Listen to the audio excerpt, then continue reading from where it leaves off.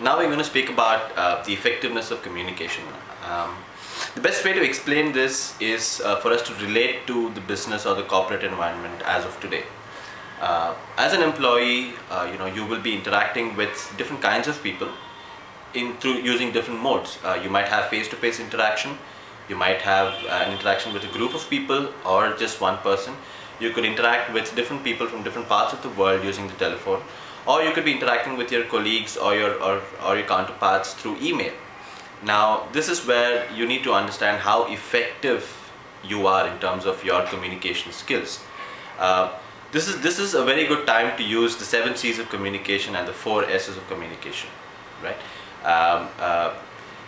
Imagine a situation where you don't put in too much of thought while you're sending an email to a person who's sitting in a different part of the country. According to you, the email could have gone out really well, but the way the person has received it, he or she might think that the email is rude, right? So we need to understand before we're communicating what is the impact it's going to have on the other person. The same way when, for example, if we're having meetings with our team members and we need to communicate a plan clearly, we need to understand that we're going to be talking to more than one individual.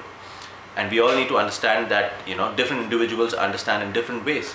There are some people who like to write and understand things. There are some people who like to visualize and understand things. There are some people who just like to listen and understand things. So these are the differences in people, and we must appreciate that. And we must kind of customize the way we are communicating in such a way that everyone is able to understand effectively what we're trying to say. And we need to follow these basic principles of being courteous, being clear, having a lot of clarity of thought before we actually communicate. These are some basic principles that we need to practice in order for us to be effective in our offices.